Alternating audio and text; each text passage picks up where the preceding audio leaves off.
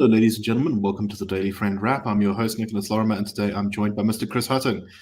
Let's get into the news of today. And the first one is that Minister of Public Enterprises, Pravin Gordhan, has finally approved the sale of Eskom's distribution assets to a new state-owned company.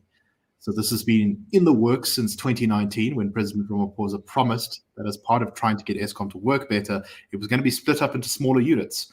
One of which was going to be a distribution unit. So that'll be separate from the people who make electricity, will be in a different company to the people who actually send the electricity out to the places it needs to be. Well, this has taken a really long time. Andre de Ruyter said, I think it was last year, while he was still Eskom CEO, that he'd actually done all the paperwork for this distribution company to be set up. And yet the National Energy Regulator just seems to have been dragging its feet. In fact, it needs 3 licenses to operate, and the National Energy Regulator, I think, has only approved one of those so far. So we're still waiting for them. And we're waiting for Gordhan, but he's finally approved the sale. However, there's a little bit of a slight wrinkle, which is that the thing was registered back when de Ruyter was the Eskom CEO. In other words, he's still listed on the documents as the managing, as one of the managers, as the sort of key guy. So, as great as the government's efforts were to get rid of de Ruyter, Chris, seems like they've accidentally sort of resurrected him from the grave. Although I'm sure that won't last long. No, absolutely, but it does sort of portray the confusion in this bureaucracy that the current government is sort of mired in. So generally we argue as sort of classical liberals for the sort of devolution of powers and the splitting up of state-owned entities, possibly even the privatization if the business case can be strong enough. In this case, splitting Eskom into different parts, that doesn't necessarily mean that the different parts are going to perform better. So you're going to still have issues of cadre deployment. Who's going to appoint the board members of this new distribution entity? I'm assuming part of the reason, I don't have evidence for this, but just the incentives that are at play. Right. Why it's taken so long for things to move is that government and those vested interests still involved, very much even at Eskom as the easiest example. They want to ensure that whatever form this distribution company takes, and every other sort of new SOE that is touted nowadays, that they still benefit those with political power and those with the necessary political connections, that they get the most benefit from it. So it's a sort of that incentives game of they're realizing this is reality. Eskom is not performing. We've got high stages of load shedding pretty much consistently, but they want to play into how do we retain control. Yeah, I do also think there's probably an element here of just sheer kind of incompetence and not really feeling like anyone's in a rush to do this because, whatever, we'll get to it eventually. And this really has, I think, one of the great big sort of red marks against Ramaphosa's claims to be a reformer, is that this was one of the first things. He comes in as president, he says, we've just won this election, the ANC's taken a beating, but it's managed to hold, it's managed to do okay. And we're definitely going to start changing the way things are done in the country. And it just drags on and on for 4 years. It's all these fights about, de Ruyter and corruption, and the ANC is far more concerned about their image. And then finally, we seem to be getting towards one of those reforms. As our colleague Herman Pretorius said the other day, in that space of time that all these reforms have been planned, the private sector has added more to the grid through little solar power projects than government has. Absolutely crazy stuff, and I think an indication of the just kind of sickness and malaise that goes right to the heart of the way that government has been dealing with the whole of the Eskom crisis. Okay, let's move on to our next story, and this one is kind of crazy. So many people in South Africa, particularly in the middle classes, have been living in sectional title properties and complexes in gated neighborhoods, that kind of stuff, to try and shelter themselves from the consequences of state collapse. There's a lot of these all over the country, and some of them are catered to people who are not that well off, but I would say solidly in the middle class. Apparently now, about 27% of the total residential property in South Africa is part of one of these organized communities. And there are about 70,000 community schemes around the country. Well, this has prompted the Minister of Human Settlements, Minister Kabuyi, to say, you know what we need here, you know what we need with this little sheltered thing that's been protecting the middle class from the fact that the police don't work and the services all break and all that is, we need to make sure that there's BEE compliance in these gated communities. So the minister says they want to make it rather compulsory for all of these things to hire BEE companies to do their things like gardening, security services, that kind of stuff. Quote, we therefore need to put measures in place to ensure that a procurement approach that gives opportunities to emerging SMMEs, especially those from previously disadvantaged communities, becomes mandatory.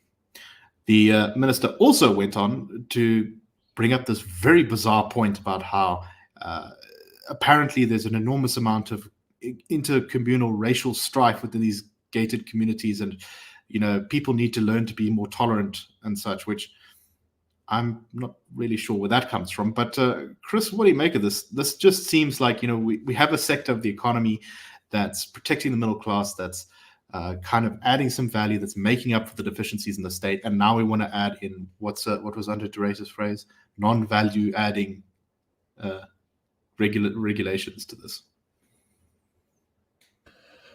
Yeah, if there's one thing that's probably the worst for sort of organic diversity and people coming together to try and, face the challenges that they do on a daily basis, regardless of race or culture.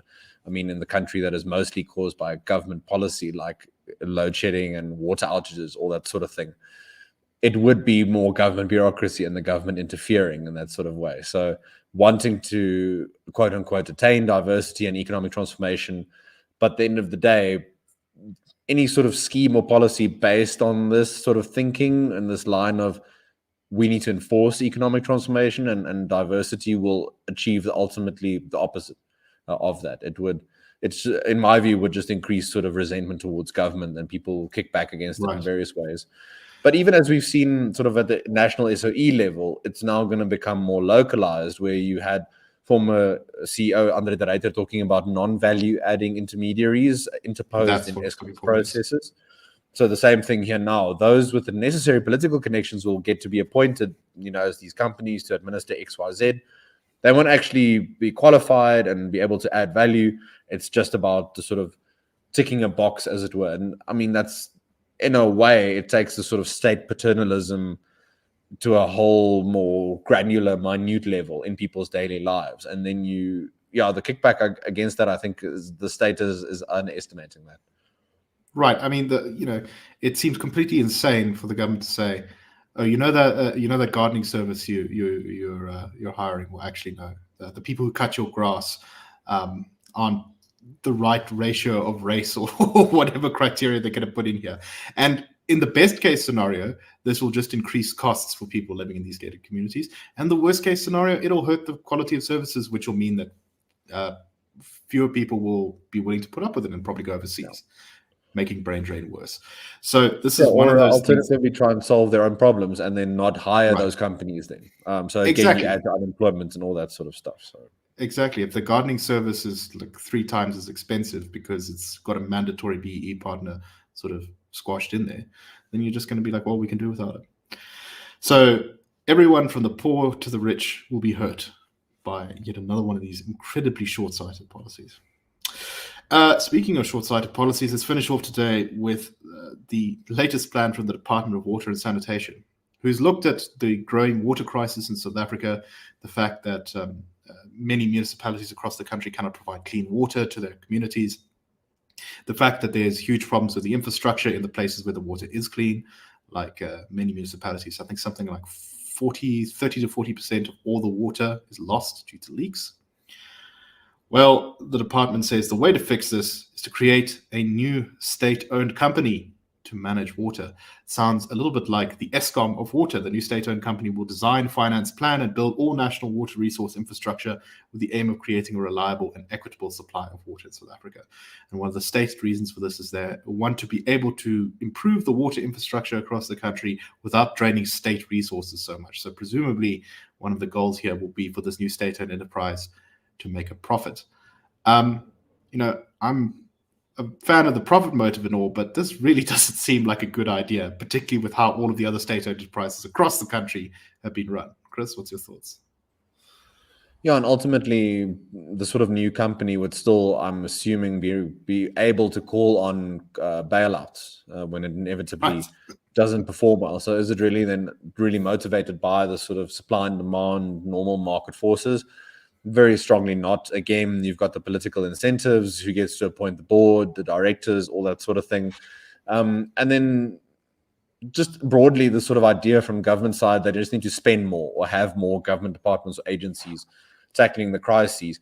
Education, for example, I think is the second biggest item in the budget yearly, closely followed by debt and interest on the debt, and of course the public sector wage bill. But just because you spend doesn't mean it's effectively spent, doesn't mean it's done in a way that delivers good services to those South Africans who really need them. So I don't see how, just pragmatically, how this is going to solve anything to do with water infrastructure issues in the country. I mean, if the government really wants to try and assist, look at how it spends money nationally in terms of the Department of Water and Sanitation. Which municipalities and localities perform better? What are they doing? And how can you help other municipalities to implement the similar plans and sort of upgrades? Exactly. And the common theme running through all three of these stories is everywhere we've got cadre deployment and preferential procurement, which are just acting as a kind of vines strangling literally any attempt for someone to make a difference or actually add value to the economy. And if you don't get rid of those principles, it doesn't matter what reorganizations you do, what state-owned enterprises you create, all of that will just be wasted effort because you haven't changed those fundamental toxic policies that are damaging this country so much. Anyway, that's all the time we have for today. So we hope that you found that interesting. We'll see you tomorrow on the Daily Friends show at 1:30. And all I can say is that's a wrap.